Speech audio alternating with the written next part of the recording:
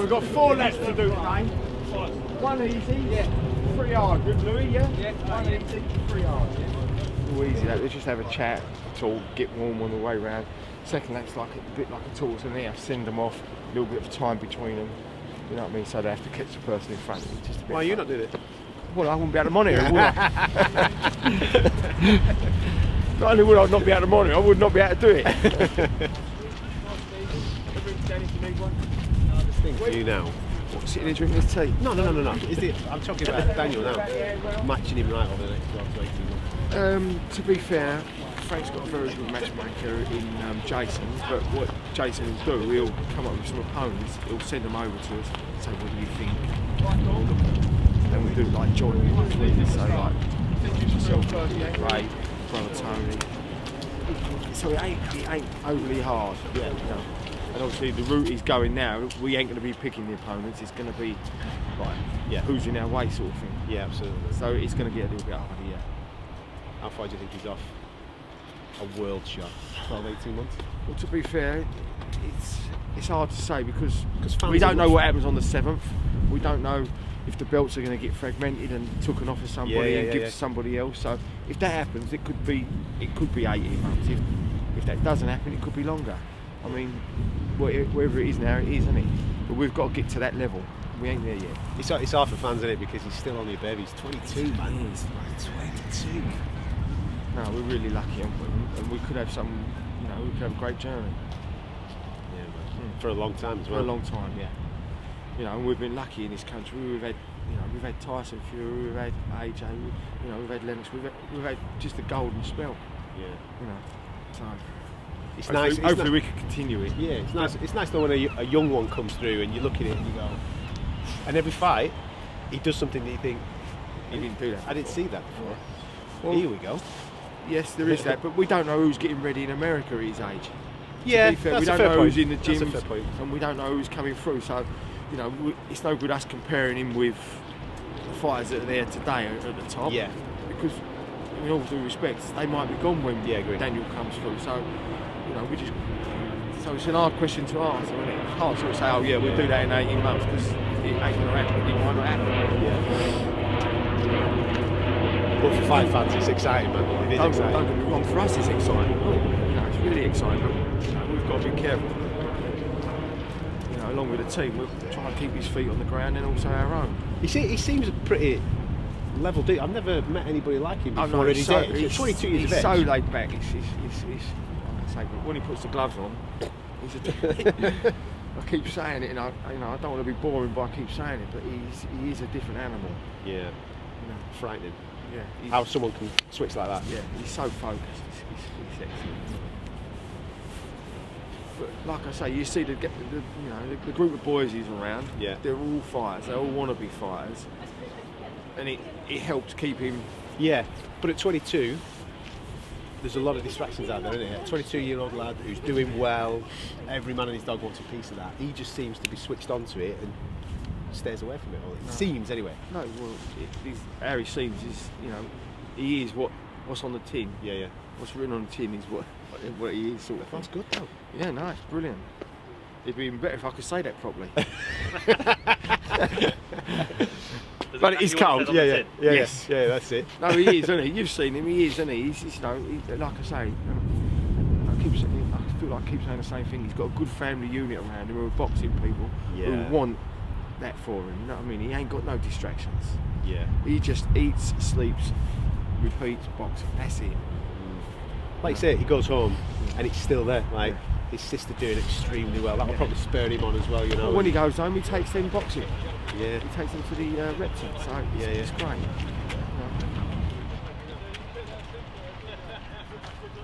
Firstly, how are you finding England? Enjoying it? I'm enjoying it. They treat me very nice. Yes, sir. Listen, you've been in Adam Karnacki professionally, and obviously sparred with some of the very, very best. You're sparring with Daniel at the moment. Give your thoughts on him, man. What are you seeing? And who, Daniel? Yeah, there's a lot of talk, obviously, that he could go on to greatness. What's your thoughts? I mean, he could. Man, he's a good guy. Very nice, strong, and he's very young, so he do got a promising career. So he good, very good, strong and all. Yeah. Yes.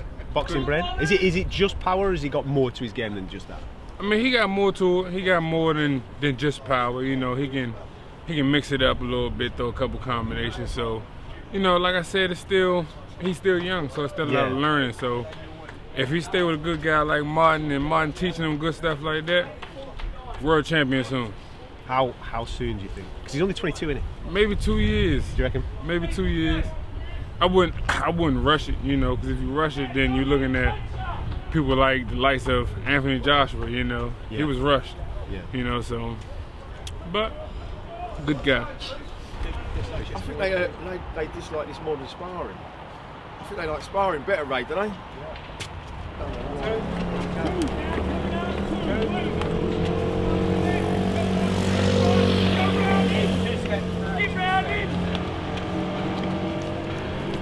Work, everybody. Talk to me about that session that I've just witnessed. That is, do you know something? Yeah. People turn up for these boxing shows, right? And they see the glitz and the glamour. Yeah. They see you guys come out in the nice shorts. They see the big lights. They don't see this. They don't see the work that goes on behind the closed doors. I'm not sure a lot of people would want to see it. It's very, it's hard on the eyes as well as our body as well. You know, it's hard work and we're pushing ourselves to the limit as hard as we can. So, you know what they say, fight hard, train hard, fight easy. Talk to me about the camaraderie in this gym, because that's another thing that stuck out for me today, because obviously you're one of the heavyweights, you've got a couple of the little guys as well, Louis and what have you, he likes to push people. It's competitive when you're out there on the street, isn't it? Very competitive. We all got our own little, you know, the weight class varies, so when you see a little guy overtaking you, you know, instinctively I want to catch up and go as fast as I can, but obviously I'm held back by my weight, so I just give it all I got. It's fun, man. Mate, who would you say is the most competitive when you're out there? Because I'm watching Louis, for example, and I'm thinking, because he's got a little bit of that little guy syndrome, you know what I mean? Definitely. He's going on there. He's definitely got that going for him. He's little men that want to prove themselves. They've got to prove themselves. I'm sort of laid back, and when I see him, he's just, you know, he's a pleasure to be around because he's hyper all the time, and you got to love him. Yeah, it's good fun. Do you find that good from a training point of view, that there are guys like that around you? Yeah. To keep that competitive edge, to keep pushing you, you know what I mean, to show you what certain boundaries could be done. I just think it is, if he ain't tired, then, you know, I ain't. So he always looks like he's forever filled up with energy, and I'm not sure where it's coming from. So he inspires you. You can't but be inspired from that. See, Martin shouts a lot of the instructions, right? Yeah. Why is he not doing the training? He's having a cup of tea. He's eating the pastries. He's enjoying himself. I know. Yeah, he's a very brutal man. He loves watching guys in pain, watching the fighters, you know, suffer. But I guess you need to be like that in boxing. You got to know how far to push a fighter and how far to take him to his limit. And he saw bills for making a very good fighter.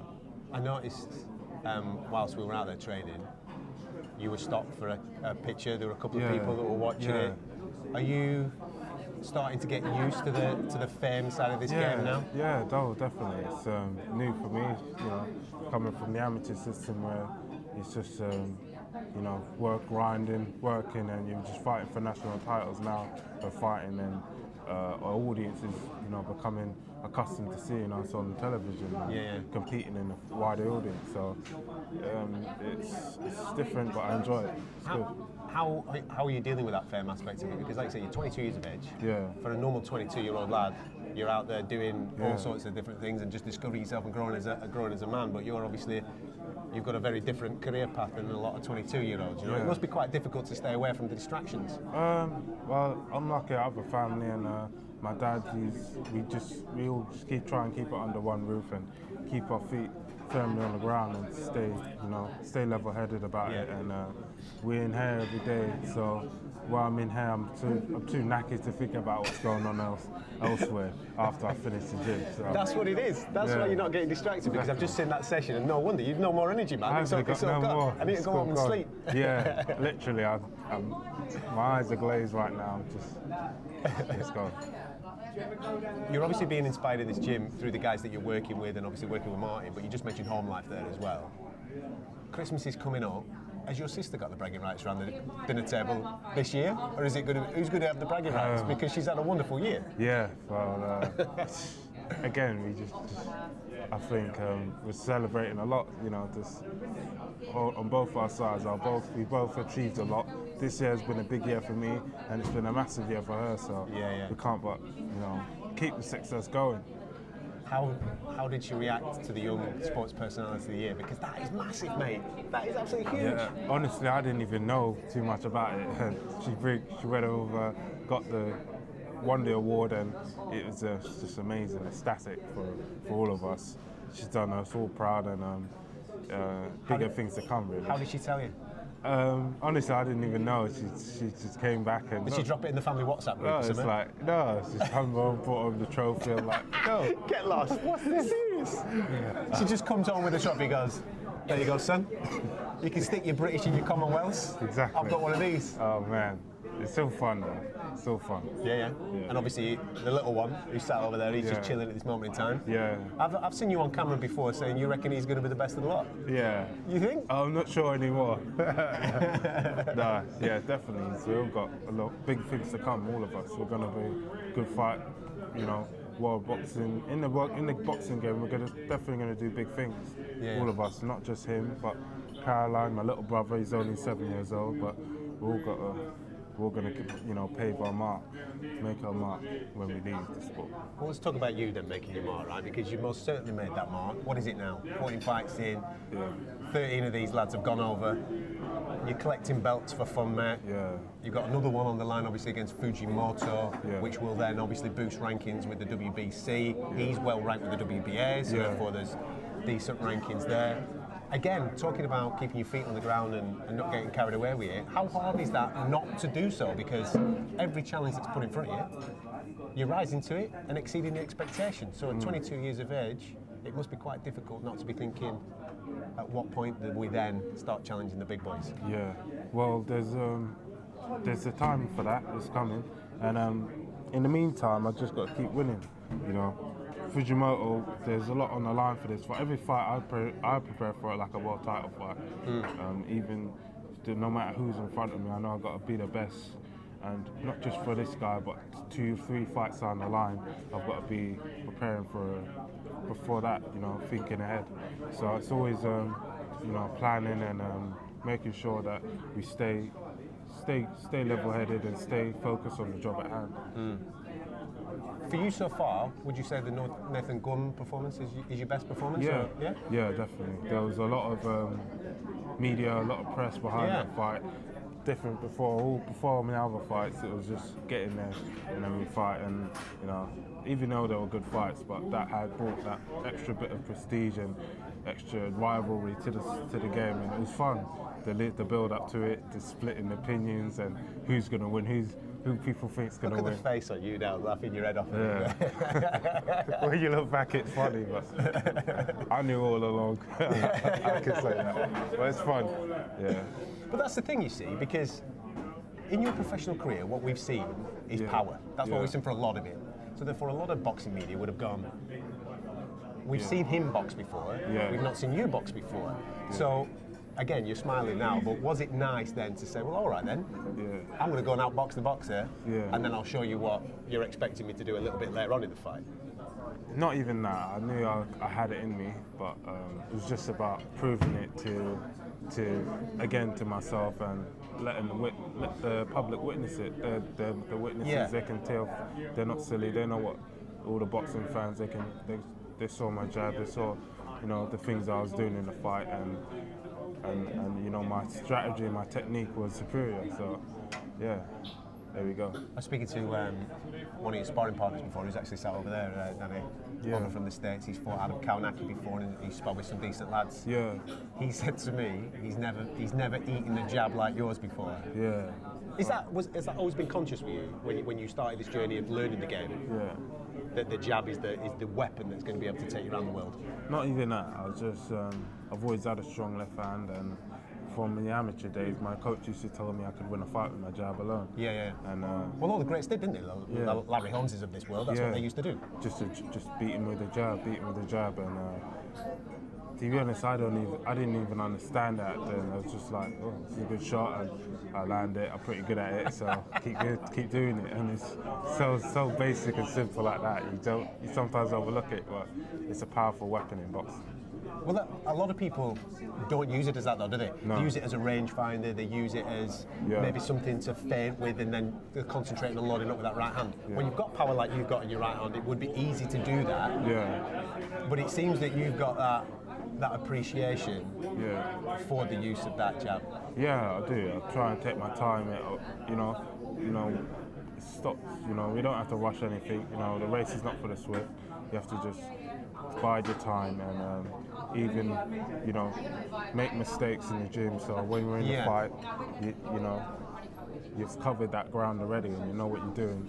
So if it means getting clipped, keep my hand up more, work the jab more, then I'm prepared to go through whatever fight I have to make it.